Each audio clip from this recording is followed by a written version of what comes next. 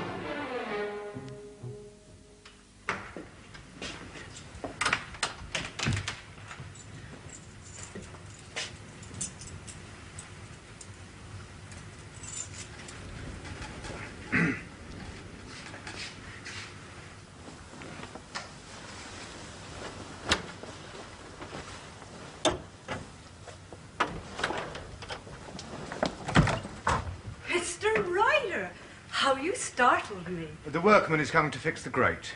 Lady Morcar is only just gone. And she will not be back for an hour. No, not now. Well, what's wrong? You said the man was due. He doesn't matter. We must be careful. Good morning. I come to see the fire. Just about time too, Horner. You're late. Oh, I'm sorry, Mr. Ryder. I only just got a call. Yes, we'll get on with it now. Well, now that he's here, Miss Cusack, perhaps we can deal with that other matter. Very well, sir.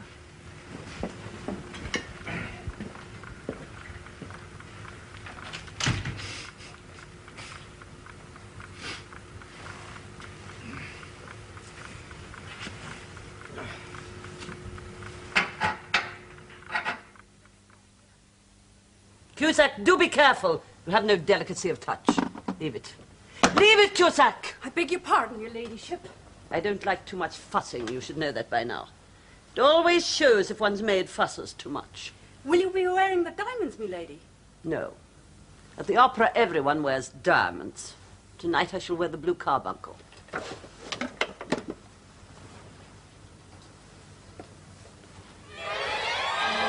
It's the manager. Summon the police. I've been robbed. Your references are very satisfactory, Mr. Holmes. Lord St. Simon was almost fulsome in his praise of your work. That was very kind of him. I have decided you are the correct person to undertake the recovery of my blue carbuncle. Lady Morcar, I have been trying to explain. I cannot accept your commission. Nonsense. My time over this Christmas period will be completely occupied. Nonsense, Mr. Holmes. You will disengage yourself. The recovery of the jewel is of the utmost importance. Inspector Lestrade is in control of your case. I have no confidence in the ability of the police. The inspector is perfectly capable of handling this matter. All he has done is to arrest some wretched workman. Then the case is virtually closed? It is not. The thief may be under lock and key, but the stone is still missing. It will be only a matter of time. I am led to believe you work efficiently and with success. Start immediately. Or you may name your own fee. I advise you to leave this affair in the hands of the police. I don't think you could have understood me, Mr. Holmes. I will pay a large sum, a very large sum, for the recovery of the gem. You will take the appointment. No, Lady Morcar. You're impertinent, sir. I have given you my advice. You refuse to help me. The best facilities for tracing your jewel are in the hands of the Metropolitan Police. You are perverse, Mr. Holmes.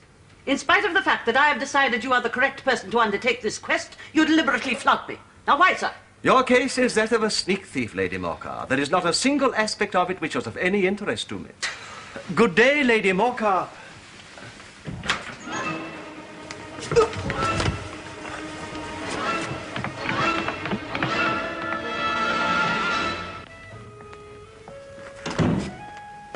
Ah, Watson, all ready to leave? Yes. I hope your 2 days in the country will do you good. Thank you. Mrs. Hudson has been warned not to expect you back until the 23rd. That is correct? Yes. Excellent. Holmes. Then you'll be able to accompany me to a recital in the afternoon of Christmas Eve. Eh? Oh, yes, of course. But Holmes, who was that lady who just left? Oh, the Countess of Morcar. It is a light but interesting program. Do you see? She seemed very angry. Yes, she was. Is she a client? No. Ah, well, that no doubt explains her anger. Lady Morcar was unable to engage my interest. It was a dull and petty case. Besides, I would rather Lestrange's Christmas was disturbed than mine. I shall get 2 tickets for that concert. Good heavens. Irene Adler. Holmes says she's going to sing at the Queen's Hall. I shall be interested to see if her musical talent is equal to her other powers. I'm told her tessitura is quite remarkable. I beg your pardon? Well, I'm really glad to see you all next year. Merry Christmas to you. Thank you very much, and you too. Yes, how I know. Good night. Good night, sir. Happy Christmas! To you too, sir. I don't know, chef.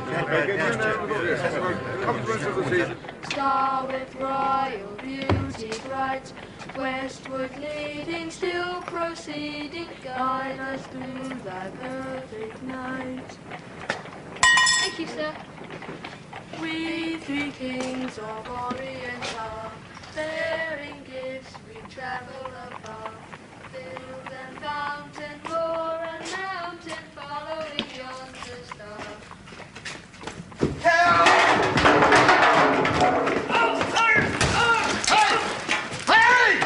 Hey, come back here! Come back!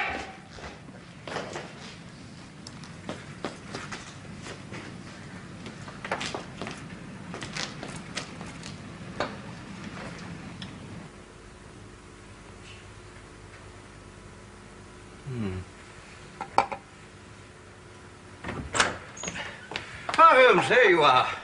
I saw Mrs. Dixon at the station. She asked me to remember to you, and she sent you the compliments of the season.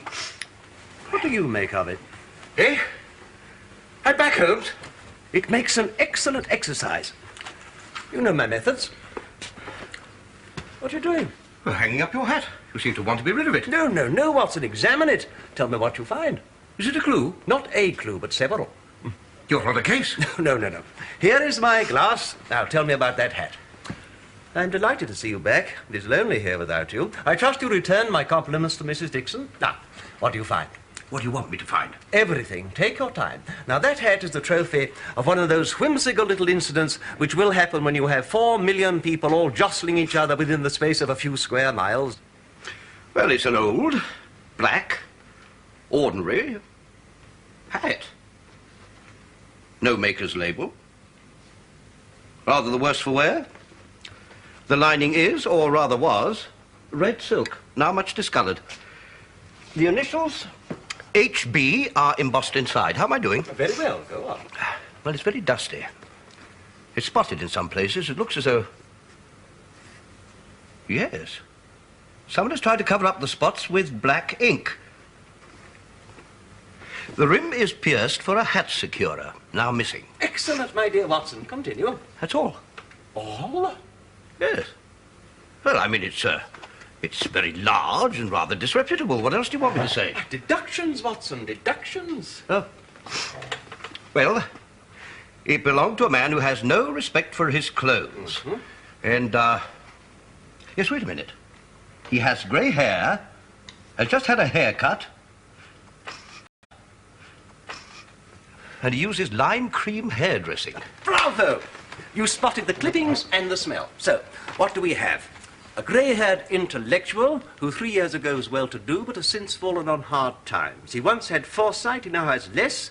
His wife has ceased to love him, and it is doubtful if he has gas laid on in his house. Oh, my dear Holmes, you're certainly joking. Well, not in the least. You have the evidence. Oh, come. Why intellectual? How can you possibly know about the man's financial standing? Firstly, it is a matter of cubic capacity. A man with so large a brain must have something in it. Oh, no. That's far from medically exact. There are some people with large heads who are congenital idiots. True. But this man leads a sedentary life, indicated by the amount of domestic dust. When new, this hat was a very good one. Notice the quality of the ribbed silk band and the silk lining. He had the foresight to take precaution against the wind by having a hat securer fitted. But he has less foresight now, for when it broke, he did not have it repaired.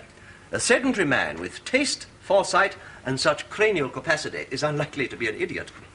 You have an answer for everything. But I notice you have avoided telling me about the man's wealth 3 years ago and poverty now. Now, this once excellent hat is 3 years old. These flat brims curled at the edges only came into fashion then. If our man could afford such a hat 3 years ago, but has not bought another since, or replaced the securer, then he has surely come down in the world. Yes, clear enough. But please, Holmes, just for my peace of mind, confound me further by telling me why his wife has ceased to love him. Well, now, this hat has not been brushed for weeks. When a man is allowed to go about with such an accumulation of dust upon his hat, one fears he has lost his wife's affection. And that is what has happened to Mr. Henry Baker. I see. Thank you. Thank you. Mr. Henry Baker? The name of the owner. Oh, come now, Holmes, really, you go too far. To assume that the initials HB stand for... Well, I mean, they could equally stand for Hathaway Broughton. And anyway, he might be a bachelor. Nay, that would be to neglect the evidence of the goose. Goose? Lost by the same man on the corner of Goode Street. It had a label round its neck marked to Mrs. Henry Baker. You saw all this? Then you are involved in some crime. No crime, Watson. 2 nights ago, Peterson, the commissioner, saw a man set upon by a couple of roughs. In defending himself, the man broke a shop window. When Peterson rushed up, they all fled. Why? Why? I mean, surely this Mr. Henry Baker was the injured party. Ah, but Peterson was in uniform and Baker had broken a window. Seeing an official-looking person running towards him, he panicked and took to his heels, leaving behind his hat and his Christmas dinner. Where's this goose now? Well, Peterson has it. I felt it a just reward for his honesty. And you couldn't trace this Mr. and Mrs. Baker? Well, as there are some 100 or more Henry Bakers in this city of ours, it is not easy to restore lost property to any one of them. I wonder. What? Oh, nothing. You know, that wretched hat business has made me forget again. Oh, forget what? It's something I meant to give you before.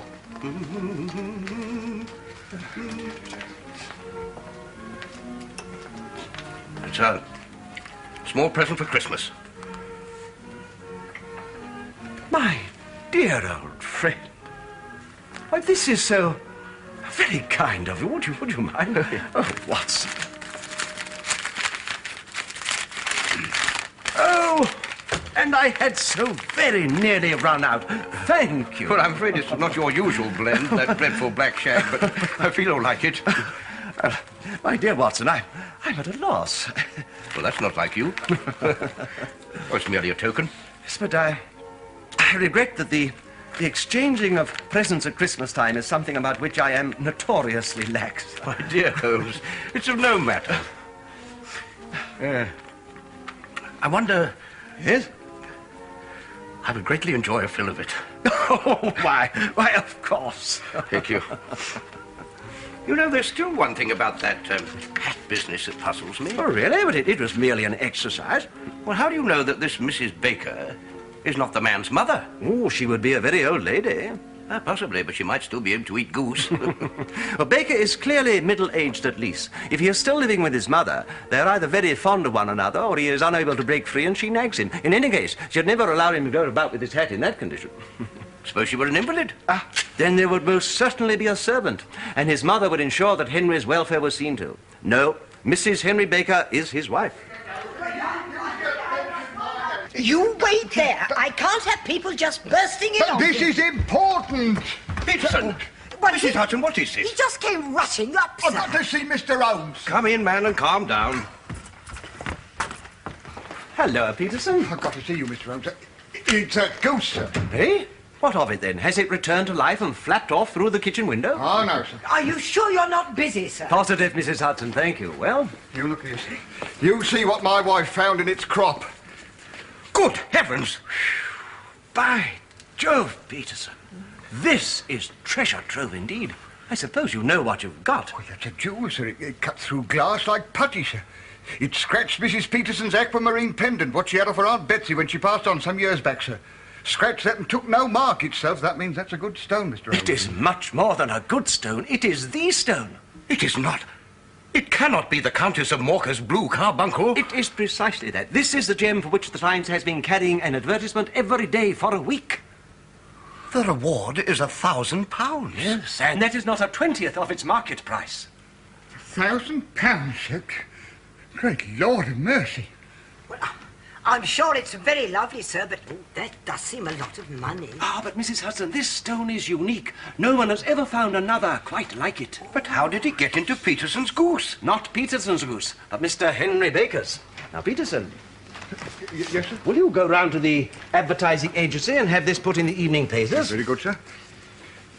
Which papers would you like that to appear in, sir? Oh, in the Globe, Star, Pall Mall, St. James's Gazette, Evening News, Standard, Echo, and any others which occur to you. Now, found at the corner of Gould Street, a goose and a black felt hat. Mr. Henry Baker can have the same by applying at number 221B, Baker Street. Yes, that is clear and concise. And this will cover the cost. Thank you. So, what about the stones? I will keep it for the time being. Thank you. Mrs. Hudson, Yes, sir. will you get Billy to run out and buy me a goose? Oh, we already had one, sir. Ah, but this one is for Mr. Henry Baker, whose own goose is at this moment trussed and prepared for Mr. Peterson's family. Well, if you ask it, sir, it all seems a puzzle to me. It's a bonny thing, Watson. See how it glints and sparkles. A beautiful gem. Yes, indeed. And like every good stone, this one is the nucleus and focus of crime. These are the devil's pet baits. In older and larger jewels, every facet may stand for a bloody deed. In spite of its youth, who would think that so pretty a toy as this has already been responsible for 2 murders, a suicide, a vitriol throwing, and several robberies? Perhaps we'd best be rid of it. Are we to take it to Lady Morcar? Not yet. As Mrs. Hudson so correctly observes, there is a puzzle here. How did it get in the goose? Precisely. I mean to find out. Did I not read somewhere that Inspector Lestrade has already arrested someone for the theft of the blue carbuncle? 2 nights ago. The young workman who was doing some repair in Lady Morcar's dressing room. Perhaps Baker's his accomplice. We shall find that out when he answers my advertisement. And I shall determine his innocence by a very simple trick. It might be those roughs who attacked him. They could be in on it. They could have been trying to get it away from him. We cannot come to any conclusion yet, Watson. Yes, John Horner is the young man Lestrade arrested. He is awaiting trial at this very moment.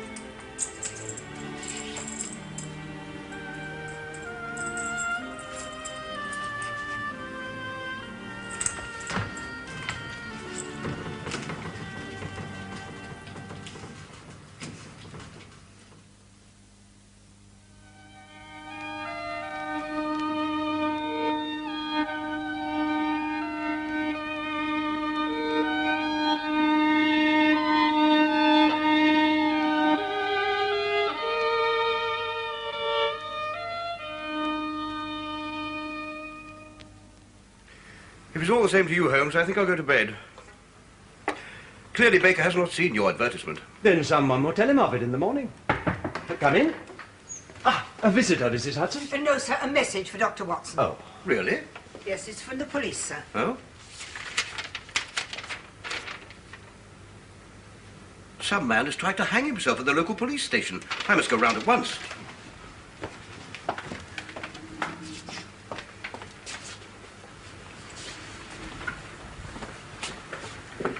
Thank you, Mrs. Hudson.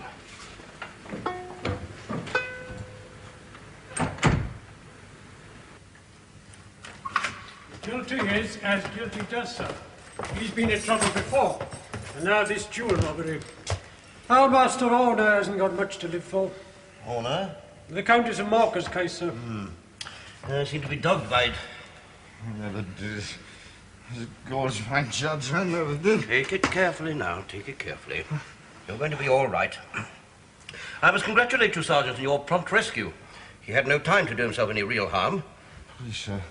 Please, sir. You can't help me. Now then, enough of that. Like them all, Dr. Watson, he claims he's innocent. I am. He's a hard case. Sergeant.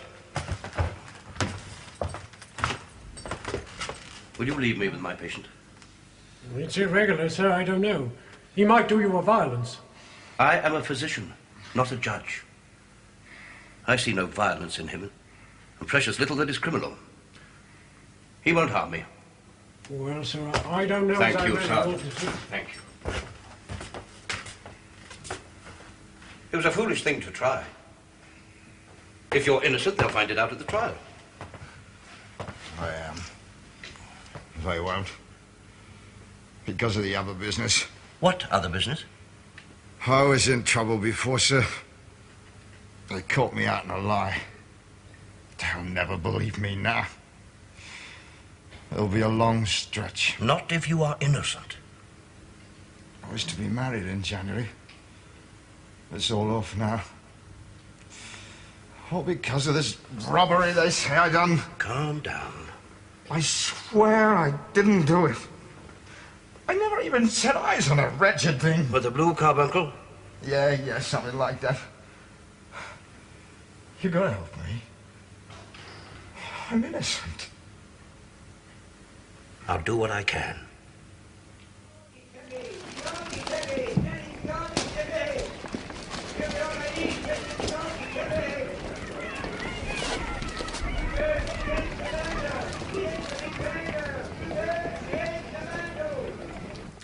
Your advertisement has produced no result. We must think of something else. We do have time on our side. Horner's case does not go before the assizes until mid-January. I am convinced that Horner is innocent. Upon what grounds, Watson? But a guilty man would surely tell a better story. And Horner has scarcely any story to tell. If you had seen him as I did, Holmes, a man who was prepared to die rather than go to prison, I'm sure that you would feel the same. My dear old friend, your conviction does more credit to your heart than to your head. Come in. Is it all right if I clear away, sir? Oh, yes, of course, Mrs. Hudson. I thought I should let you finish your lunch in peace, for I know Dr. Watson doesn't like to be interrupted.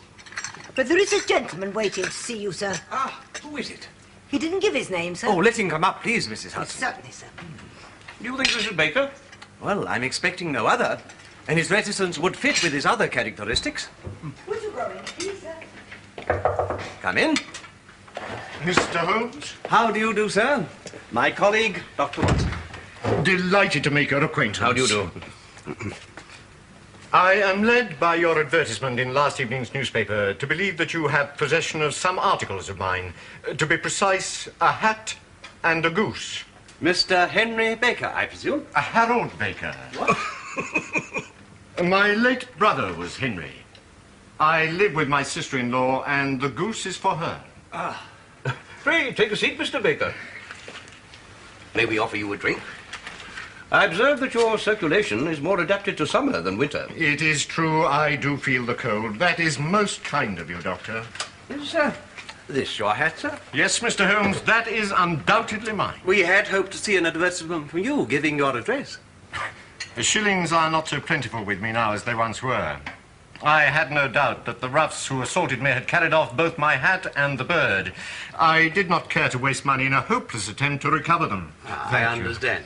About your bird, I'm afraid it has gone. Gone? Well, yes. It would have been no use to anyone had we kept it any longer. But I presume that this other goose, which is about the same weight and perfectly fresh, will answer your purpose. Oh, certainly, certainly. Of course, we still have the feathers, legs, crop, and so forth of your own bird, should you show... They might be useful to me as relics of my adventure, but beyond that, I cannot think what use the disjecta membra of my late acquaintance are going to be. No, sir, I think that with your permission, I will confine my attention to the excellent bird I perceive upon the sideboard. There is your hat, then, and there your bird. By the way, would you tell me where you got the other one? I am somewhat of a fowl fancier, and I have seldom seen a better grown goose. Why, certainly. It happens that there are some few of us who frequent the Alpha Inn near the British Museum.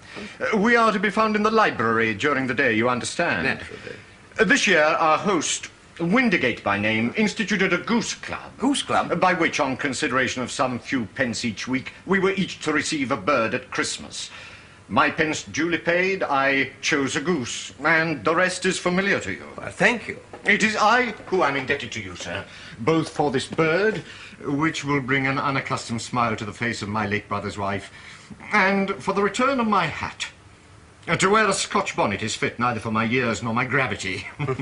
I wish you both a happy and prosperous New Year. And the same to you, sir. Allow me, Mr. Baker. A happy New Year to you. Well, our Mr. Harold Baker has been a great help to us. You are developing a certain vein of porky humour, Watson, against which I must learn to guard myself. But you do well to chide me. The sister-in-law was a relationship I should have thought of. It makes his neglect even more understandable. Oh, but you were right in most other respects. Though I did forget to ask him if he had gas laid on in the house. Oh, those tallow stains upon his hat, which you tried to cover with ink, must have come from a candle. What man uses a candle if gas is fitted? Now, but supposing his sister-in-law, suffering with him the strictures of poverty, will not allow gas to be used in the house, as the candles are cheaper. Possibly, my dear Watson, very possibly. After the concert this afternoon, will you partake of some refreshment with me at the Alpha Inn in Bloomsbury? Delighted, Holmes. And perhaps we may have a few words about geese with mine host, Mr. Windyridge. Windigate. We three kings of Orient are staring geese we shadow apart. Thank you, sir. Mountain moor and mountain following yonder. Good evening. Good evening. Good evening, gentlemen. A seasonable cold night. Oh, it is indeed. 2 glasses of your ordinary, please, landlord. Watson.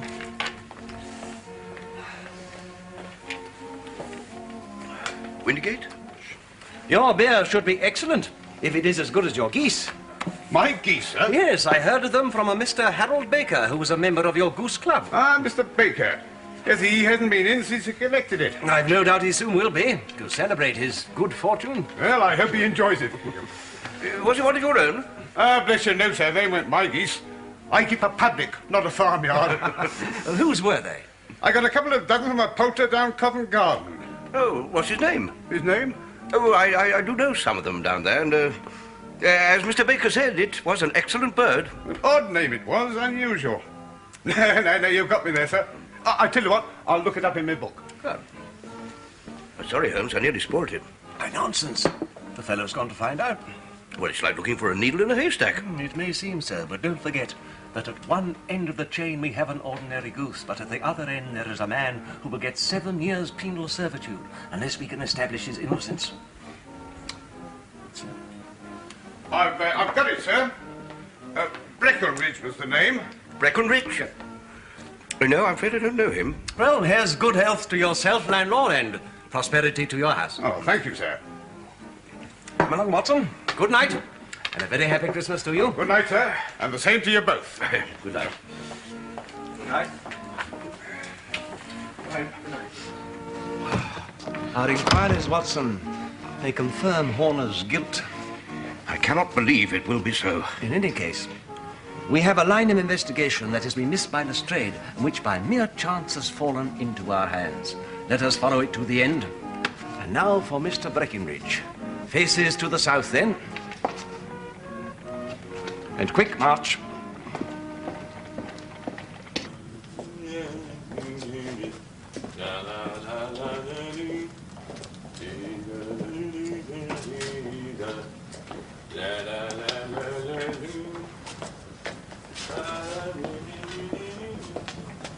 Try down here, Watson.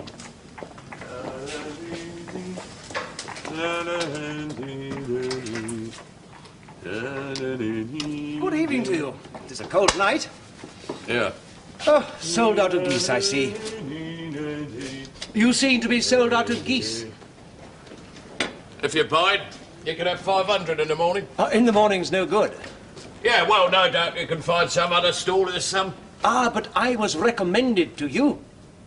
Was you? Yes. Who by? Windigate, landlord of the Alpha, Bloomsbury. Oh, yeah. Yeah, I did supply him with some. Oh, and fine birds they were, too. Yeah, no doubt. Where did you get them? Now, look, mister. Where are you driving at? Come on, let's have it straight. I am speaking straight enough, Mr. Breckenridge. I should like to know who supplied you with the geese that you sold to the Alpha. Yeah, well, I'll talk straight to you too, mister. I'm not telling you. Well, it's a matter of no great importance, but I don't know why you should get so warm over such a trifle. Warm? You'd be warm too if you was as pestered as me, mister. I mean, once you pay good money for a thing, you'd think there's when it's the end of the business, but oh no. It's where are them geese? Who'd you sell them geese to, and now where do you get them geese from? Man might think they was the only blasted geese in the world. Well, I know nothing about that. I have no connection with anyone else who may have been asking. However, if you won't help me, you won't. And there is an end of it. Yeah, well, then. Come along, Watson. The bet is off. This fellow won't help us. Hey, here. Hey, what bet? What bet? I know a thing or two about poultry, and I can always back my own opinion when it comes to the matter of fowls. And I have a fiver on it that the bird I ate was bred in the country. Ah! Well, you've been and good and lost your fiver, Governor. Because all Windigate's birds was town-bred. Nothing of the kind. The one I ate was bred in the country. It was not. I don't believe you. Look, Mr. Clever Boots, do you know more about fowls than me, then? Me that's been handling them since I was a kid. I'm telling you that all the birds that went to the Alpha was town-bred. You will never persuade me to believe that because I know. Well, you bet on it, then? Well, it's merely taking your money, but yes. Just to teach you not to be so obstinate, I'll wager a sovereign. Right, then, Mr. Cockshaw. And you, sir. I thought as how I was out of geese, but it would seem we still got one here. Now, then, you see this little book? Well? This here's an account of my suppliers. In the back there, we got the country suppliers, and in the front here, the town ones. Now then, do you mind reading out that item there? Mrs. Oakshott, 117 Brixton Road, Eggs and Poultry, page 43. That refers to this ledger. Here's all my buying and selling. Now then, 43. So if you've got no objection, do you mind reading out that item there? Yes, December the 18th, from Mrs. Oakshott, 24 geese at 7 and 6pence. And just below that, sir? Sold to Windigate, the Alpha Inn, 12 shillings. What have you to say now, sir?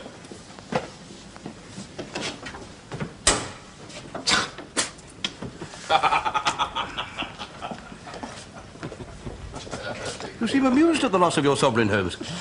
When you see a fellow with whiskers of that cut, Watson, and a copy of the Pink 'Un protruding from his pocket, you can always draw him by a wager.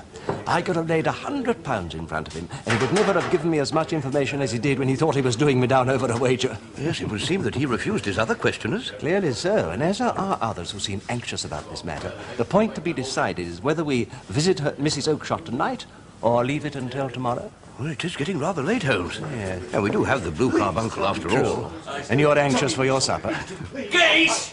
I'm fed up with you and your geese. You want to buy a goose off me, you come back tomorrow morning. I don't want a goose tomorrow. Then you could go to the devil. But I must know who bought the others. Look, if I have any more of your silly questions, I'll set the dog on you. Mrs. Oakshott said... Mrs. Oakshott, you bring her here, I'll tell her. I mean, who do you think you are? Did I buy the geese off you, then? No, but one of the geese was mine. Tell Mrs. Oakshott. Mrs. Oakshott asked me to ask you. Look, you can ask the King of Prussia for all I care. I've had enough of you. Be off with you. So we have a word with this fellow. Be off with you. I'm here pestering me about your geese. And what are you not gaping at? Go on, get out of it. Who are you? What do you want? Just a few questions, if you'll excuse me, sir. I could not help but overhear your conversation with Mr. Breckenridge, and I believe I can be of some assistance to you. What could you know about this? Who are you? My name is Sherlock Holmes. It is my business to know what other people do not. You can know nothing about this. Excuse me, but I know everything. You are endeavouring to trace some geese, are you not? Yes. Well, 24 geese were sold by Mrs. Oakshott of Brixton Road to Mr. Breckenridge for a certain sum of money. He, in turn, sold them for a larger amount to the landlord of an inn, who was running a goose club of which a Mr. Harold Baker was a member. Yes, but what was the name of the inn, sir? That is precisely what I'm trying to find out. Why? I'm afraid I'm not at liberty to reveal that. Yeah, and I think we'd better discuss this matter in a cosy room rather than this wind-swept marketplace. Watson, could you find us a cab? Certainly. By the way, sir, pray tell me, whom have I the pleasure of assisting? My name is John Robinson. Oh, come, sir, your real name, please. It is always awkward doing business with an alias. Well, very well, if you must know, it's James Ryder. Precisely, sir. You are an under-manager at the Hotel Cosmopolitan, and you have been of great assistance to the police, I believe. Yes? Oh, fine. I shall be able to tell you everything you want to know when we get to Baker Street.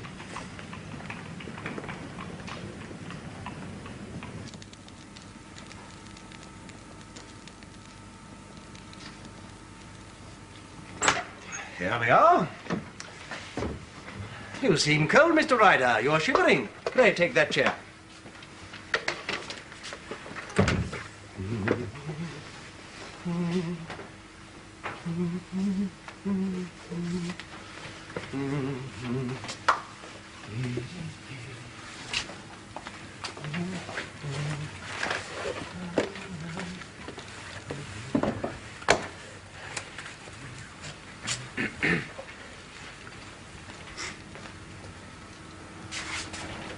Now, Mr. Ryder, what is it you wish to know?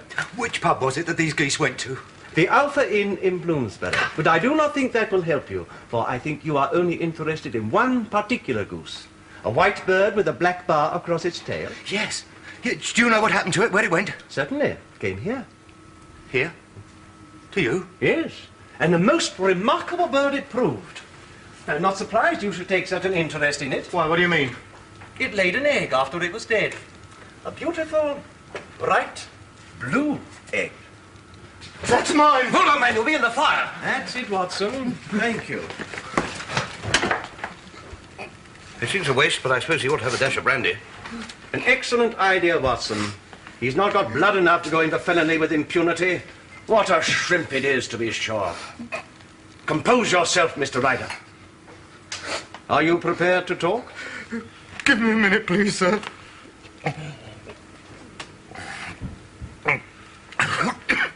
That's better. Now you begin to look a little more human. Since I have every link in my hands and all the proof I need, there is very little you have to tell me. Still, that little may as well be cleared up, just to make the case complete. In the first place, how did you know where the stone was kept? Catherine Cusack, her ladyship's maid, she told me. Well, she egged me on. We were going to... We had intended to... I see. The temptation of easily acquired wealth was too much for you. I've never stolen so much as a farthing before, Mr. Holmes. You've got to believe We're me. hardly talking of farthings. You have the makings of a pretty villain, Ryder. You knew that you could accuse Horner and that suspicion would rest easily upon him because he had been in trouble before. I suppose you arranged that he was to be the one to come and do the repair in Lady Morcar's dressing room. Yes, well, her ladyship had been complaining as usual and the regular man was away. So you and this woman, Cusack, seized your opportunity. After Horner had left, you rifled the jewel case, raised the alarm and had the unfortunate man arrested. You'll never forgive myself, Mr. Holmes. For pity's sake, have mercy on me. I've never done nothing wrong before. You've got to believe me. Get up, man. Get up and sit over there. It's all very well for you to cringe and crawl now that you've found out, but what about Horner? You sent him to the dock for a crime he knew nothing about. I'll write a confession. I'll leave the country. I'll do anything you want. Only please, please, don't hand me over to the police. What happens will depend upon you. Firstly, give us a true account of how the jewel got into the goose and the goose onto the open market. The truth, Ryder. For there is your only hope of safety. I'll try, sir. I'll try to tell it exactly as it happened. Well, after they arrested Horner... At your instigation? Yes, well, I realised I'd got to get rid of the stone quickly before the police took it into their heads to search me. Yes, that thought might have occurred to Lestrange's sense of the obvious. Go on, Ryder. I didn't dare leave it in the hotel, so I slipped out for an hour and I went straight to my sister's place in the Brixton Road. Ah, the celebrated Mrs. Oakshott. Yes, that's right, sir. She fattens fowl for the market. Well, all the way there, every man I saw seemed to be a policeman or a detective, and although it was bitterly cold, the sweat was pouring down my face. When I got to her place, I must have looked so odd because she asked me what was wrong. Well, I told her about the robbery in the hotel, and I said I was upset because it was on my floor. Then I went out the back by the goose pens to smoke a cigarette and think things out. Well, I've got this friend up in Kilburn who served time, and I knew he'd show me how to turn the stone into money, but the thing was, how was I going to get the stone to him in safety? I mean, supposing they searched me and they found the blue carbuncle in my pocket.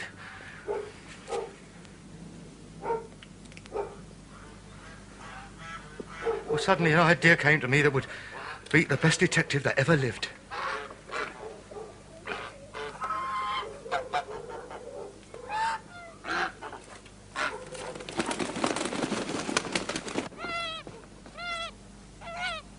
Jim! Jim! Where do you think you're at? Jim! Put that bird down, that's not yours. What are you doing with it? You promised me one for Christmas. I was just selecting one. But we've got yours set aside already. Jim's bird, we call it. It's that big white one over there. Well, look, if it's all the same to you, Maggie, I'd rather have the one I handled. But we've fattened yours up special. 26 birds there are. 2 dozen for the market, one for you and one for us. Yours and ours are a good 3 pounds heavier than the Well, rest. that's very kind of you, Maggie, but I don't want you to think I'm ungrateful, but I'd rather have the other. But... Oh, all right then, but don't expect any favours in the future. Thank you, Maggie. Which is the one that's so taken your fancy? The one with the barred tail. Look, can I take it with me now? Do what you like, but you can catch it and kill it yourself, because I'm not going to.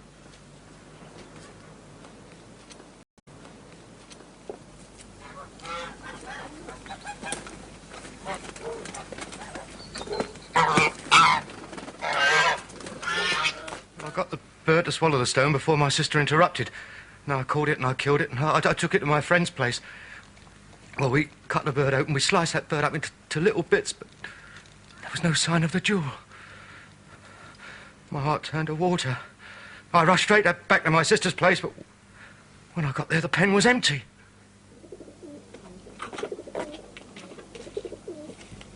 Maggie, where are they? Where are the geese? I knew you'd not be satisfied, Jim, but you took your goose, now you can lie on it.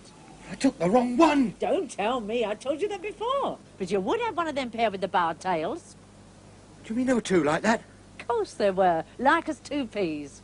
Maggie, who did you sell them to? I've got to know. Same as always, of course. Breckenridge's at Covent Garden. What is all this, Jim? Jim, come back here when I tell you. I went to Breckenridge again and again. I pleaded with him. I begged him to tell me where he sold those geese. But he was always as you saw him this evening. I knew tonight was my last chance. Why? Well, this being Christmas Eve, by this time tomorrow, every one of those geese will be eaten. It's the truth, Mr. Holmes. I swear, every word is true. And now I'm branded a thief without having got anything from the wealth for which I lost my character. God help me, Mr. Holmes. Ryder. Yes, sir. Come here. Sign that, and then get out. You have about 12 hours before the police see this, so go.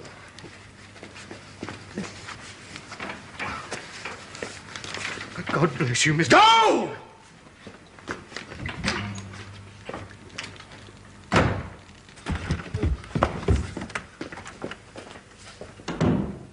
Was that wise? We have proof of Horner's innocence, and we have Lady Morgar's jewel. and I am not retained by the police to supply their deficiencies. Lestrade had no right to arrest the most obvious suspect before making a search of everyone concerned.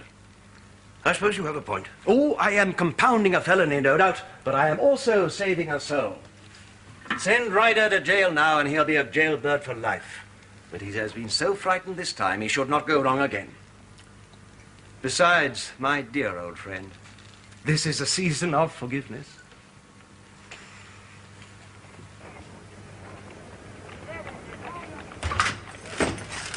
Are you ready then? Well, come on.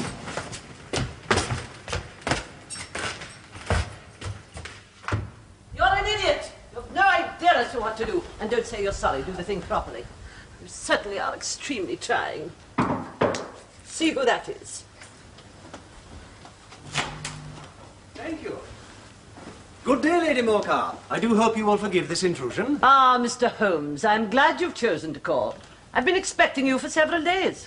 I have a second commission for you. A second? Another theft? Somebody has kidnapped my maid Cusack. She vanished in the night. Are you certain she has not left of her own free will? Nonsense. She was devoted to me.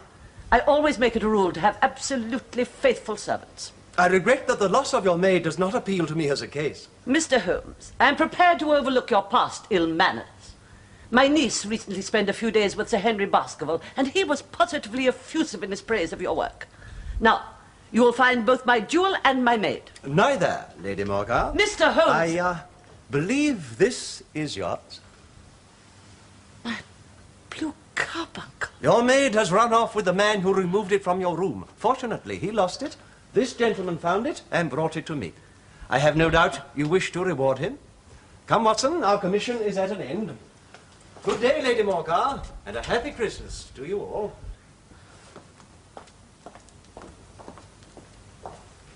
Thank you, my dear Holmes, thank you. I wouldn't mind being knocked down 100 times by her just to see you do that again. My dear Watson, we must return to Baker Street and undertake another investigation, in which also a bird will be the chief feature.